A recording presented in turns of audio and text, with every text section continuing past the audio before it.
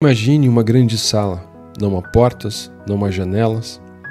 A luz não apaga, mas também nunca clareia de verdade. O ar tem um peso estranho, não sufoca, mas cansa. Não há barulho, tampouco silêncio. Há um som constante, abafado, que não cessa. Você não está em perigo, mas também não está em paz. E esse desconforto não grita, ele sussurra sem parar. Cada passo exige mais esforço do que deveria. Cada pensamento parece se arrastar. O sono não descansa. A pausa não alivia. É como se tudo que você fosse estivesse envolto por uma névoa invisível e espessa. Essa metáfora, para muitos, é a maneira mais próxima de tentar explicar a experiência da depressão. E se no episódio anterior mergulhamos no universo da ansiedade, onde o cérebro dispara alarmes diante de perigos que muitas vezes não existem, hoje caminhamos por outro território, aquele em que o sistema inteiro parece desligar os interruptores da energia vital. Porém, vamos com cuidado. Depressão não é apenas tristeza. Essa é uma das confusões mais comuns e mais perigosas. A tristeza todos sentimos. Ela é parte da vida. Aparece quando perdemos, quando nos frustramos, quando nos despedimos de algo ou alguém que amamos. Ela vem, fica, se expressa e, aos poucos, costuma ir embora. A tristeza, apesar de dolorida, é funcional. Ela aponta algo importante. Ela conecta. Já a depressão, não. A depressão é um estado em que o corpo e a mente perdem o ritmo interno de funcionamento. Ela não precisa de um gatilho específico. Ela só se instala, devagar, como uma sombra que se espalha sem avisar. No cérebro, a química se desorganiza. Áreas inteiras perdem sua coordenação natural.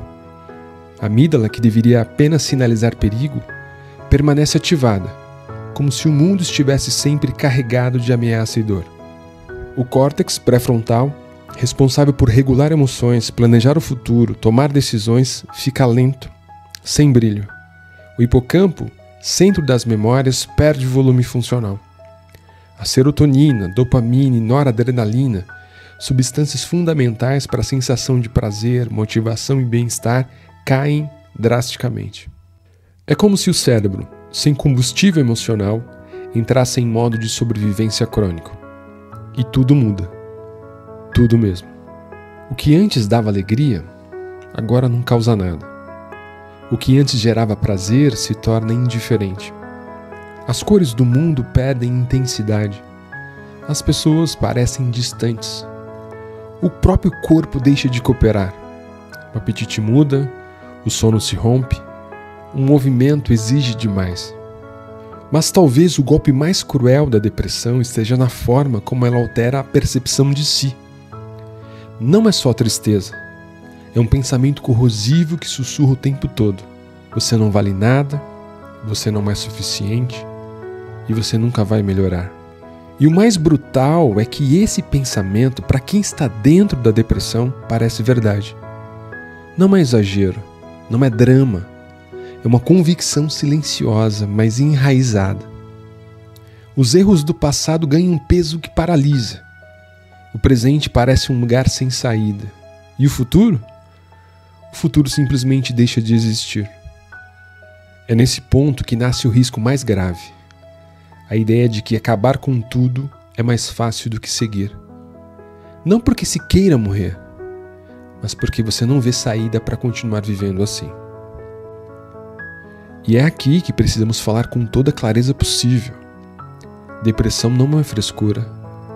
Depressão não é falta de fé. Depressão não é fraqueza.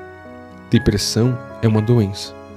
Um adoecimento complexo, com múltiplas causas biológicas, emocionais, sociais e existenciais. E como todo adoecimento, exige cuidado. A psicoterapia tem sido um dos pilares mais consistentes nesse cuidado. Abordagens como a terapia cognitivo-comportamental ajudam a confrontar esses pensamentos distorcidos, identificando os padrões que alimentam a dor e abrindo pequenas brechas para que a esperança volte a entrar. É um trabalho minucioso, quase artesanal, ajustar as lentes internas, reconstruir sentido, reensaiar o prazer. A terapia interpessoal, por sua vez, foca nas relações, tão afetadas pelo isolamento depressivo. Ajuda o paciente a reconectar-se, a expressar o que sente, a reorganizar sua rede de apoio. Em casos moderados ou graves, o tratamento medicamentoso pode ser fundamental. Os antidepressivos não resolvem tudo sozinhos, mas criam uma base de estabilização mínima, onde a psicoterapia consegue trabalhar com mais eficácia. Eles ajudam o cérebro a voltar a responder, a ter energia para, pelo menos, continuar tentando. Mas nada disso acontece de um dia para o outro. A depressão exige tempo, exige paciência e exige suporte constante. Há dias melhores e dias em que tudo regride. Mas isso não é um fracasso. Isso faz parte do processo de cura. Para quem acompanha alguém nesse processo, pode surgir uma sensação de impotência. Mas saiba, sua presença faz muita diferença. E mesmo que você ache que não está ajudando, o simples fato de estar ali, de não julgar, de respeitar o ritmo do outro, já é um imenso cuidado.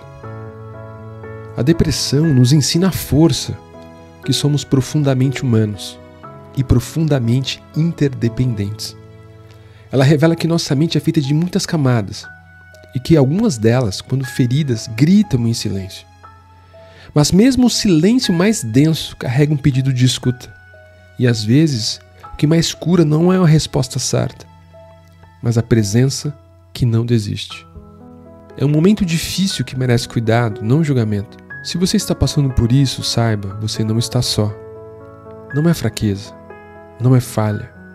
É um momento difícil que merece cuidado, não julgamento. E por menor que pareça, o seu esforço de hoje conta.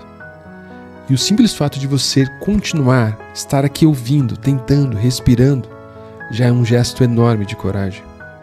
E se você cuida ou convive com alguém em depressão, saiba também, você não precisa ter todas as palavras. O mais importante é continuar presente, oferecer afeto sem pressa, escutar sem corrigir e lembrar que às vezes o que segura alguém no mundo é exatamente isso. Um laço silencioso de amor que insiste em não soltar a mão. Por fim, a depressão nos lembra que compreender é, antes de tudo, cuidar. Se ao longo desse episódio você sentiu que algo ressoou em sua história ou na de alguém que você ama, você não está sozinho. E essa série foi pensada exatamente para isso, para transformar a informação em acolhimento, para tentar traduzir um pouco o sofrimento em compreensão. Nos próximos episódios nós vamos continuar navegando por esses territórios da psicopatologia, tentando entender um pouquinho algumas situações que nos atravessam. Então eu queria te convidar, se você gostou, curte esse episódio, segue o canal, nos vemos no próximo episódio.